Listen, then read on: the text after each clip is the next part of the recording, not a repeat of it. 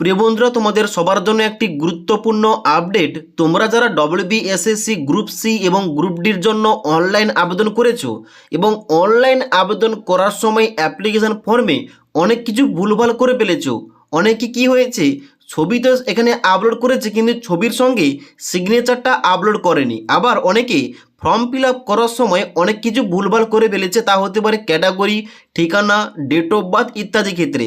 আবার কি হয়েছে, অনেকে মাল্টিপুল অ্যাপ্লিকেশন করেছে, মানে আগে হয়তো অ্যাপ্লিকেশনটা ভুল হয়েছে, তার কারণে আবার তারা পুনরায় নতুনভাবে অ্যাপ্লিকেশন করেছে। তো তোমাদের কি হবে, তোমাদের অ্যাডমিট কার্ডটা আসবে কি না?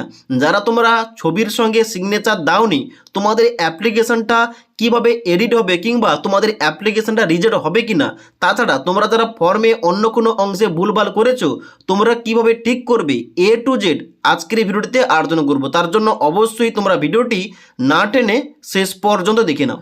তো সবার প্রথমে তোমাদের বলে দিই, যারা হয়তো মাল্টিপল অ্যাপ্লিকেশান করেছো, কারণ অনেকে হয়তো আগে ভুলভাল করে ফেলেছো, আবার তোমরা নতুন মোবাইল নাম্বার, নতুন ইমেল আইডি দিয়ে আবার হয়তো অ্যাপ্লিকেশান করেছো, তোমাদের অ্যাডমিট কার্ডটা আসবে কিনা কিংবা তোমাদের অ্যাপ্লিকেশানটা রিজেক্ট হবে কিনা।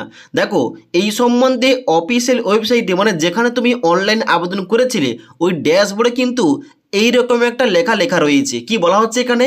বলা হচ্ছে যে সকল প্রার্থীরা একাধিক প্রার্থী আইডি, মানে একাধিক ক্যান্ডিডেট আইডি ব্যবহার করে একটি পদের জন্য একাধিক আবেদন করবেন, শুধুমাত্র শেষ প্রার্থী আইডির সাপেক্ষে করা শেষ আবেদনটাই গ্রহণ করা হবে। মানে এখানে কি বলা হচ্ছে, এখানে অ্যাপ্লিকেশনটা তোমাদের রিজেক্ট হবে না, শুধুমাত্র এখানে কিন্তু তোমাদের লাস্ট যে আবেদনটা হয়েছে, মানে তুমি হয়তো দুইবার আবেদন করেছো, প্রথম একটা মোবাইল নাম্বার, ইমেল আইডি দিয়ে আবেদন করার সময় ভুলভাল হয়ে গেছে, তুমি কি করেছো, আবার তোমরা পরবর্তীতে নতুন একটা মোবাইল নাম্বার, ইমেল আইডি দিয়ে আবার পুনরায় আবেদন করেছো ওই গ্রুপ সিতে পোস্টের জন্য হয়তো। ওকে, তো এবার কি হবে, তাহলে কিন্তু তোমাদের যে প্রথম আবেদনটা ওইটা তোমাদের রিজেক্ট করা হবে এবং লাস্ট যে আবেদনটা করে ওইটা তোমাদের অ্যাকসেপ্ট করা হবে এবং তার সঙ্গে সঙ্গে তোমাদের অ্যাডমিট কার্ডটাও দেওয়া হবে। ওকে, এবং তার সঙ্গে সঙ্গে এখানে বলা হচ্ছে যে একইভাবে যে সকল প্রার্থীরা একটি পদের জন্য একই প্রার্থী ব্যবহার করে একাধিক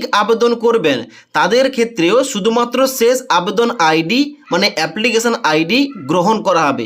এর মানেটা কি? এর মানেটা হচ্ছে তুমি হয়তো একটি আইডি তৈরি করেছো, ওই একটি আইডির মধ্যে তুমি হয়তো গ্রুপ সি পোস্টে 2 বা 3 বার আবেদন করে ফেলেছো। ওকে, তাহলে কি হবে, গ্রুপ সি পোস্টের লাস্টের যে আবেদনটা, ওই আবেদনটা গ্রাহ্য করা হবে, আগের যে আবেদনগুলো করা হয়েছে ওইগুলো তোমাদের রিজেক্ট করা হবে।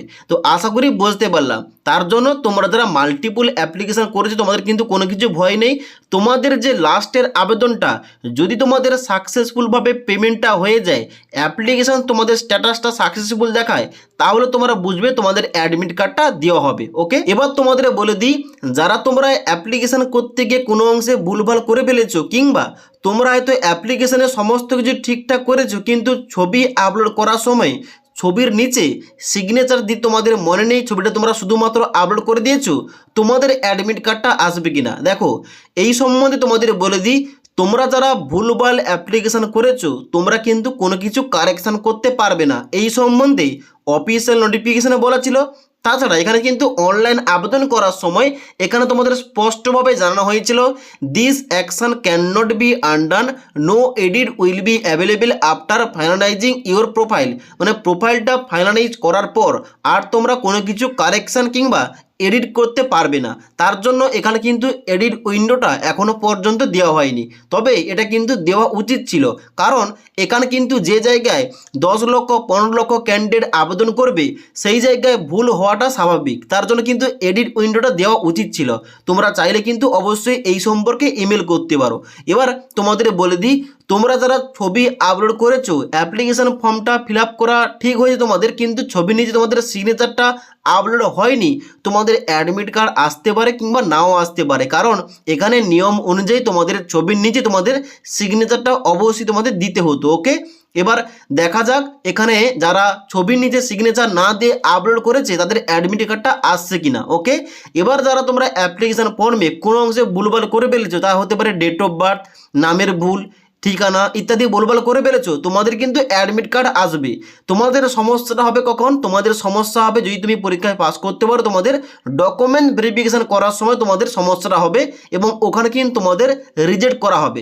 কারণ এই যে তোমাদের ভুলভাল হয়েছে অ্যাপ্লিকেশন ফর্মে, তোমাদের তো অ্যাডমিট কার্ড চলে আসবে, পরীক্ষা তোমরা দিতে পারবে, কিন্তু যখন তোমরা ডকুমেন্ট ভেরিফিকেশানে যাবে ওখানে কিন্তু তোমাদের প্রবলেম হবে। তার জন্য তোমাদের বলটা কি, যারা তোমরা অ্যাপ্লিকেশন ফর্মে কোনো কিছু ভুলভাল করে ফেলেছো, অবশ্যই তোমরা চাইলে WBSSC বোর্ডের যে অফিসিয়াল ইমেল আইডি রয়েছে ওইখানে তোমরা তোমাদের candidate ID, register mobile number, নাম এবং ইত্যাদি দিয়ে তোমরা কোন অংশে কোন পার্টে তোমরা ভুল করেছো ওইটা জানিয়ে একটা ইমেল করে রাখো। তাহলে পরবর্তীতে তোমরা বলতে পারবে যে ইমেলটা করা হয়েছিল, এখানে কিন্তু এডিট উইন্ডোটা দেওয়া হয়নি, তার জন্য কিন্তু আমি এখানে কারেকশান করতে পারিনি। তার জন্য সবাইকে বলবো, যারা তোমরা কোনো অংশে ভুলভাল করে ফেলেছো তোমরা একটা ইমেল করে রাখো WBSSCর ইমেল আইডিতে। ওকে, তাছাড়া আজকের এই ভিডিওটির আপডেট তোমাদের ভালো লেগে থাকলে একটি লাইক করবে এবং বন্ধুদের অবশ্যই ভিডিওটি শেয়ার করে দেবে।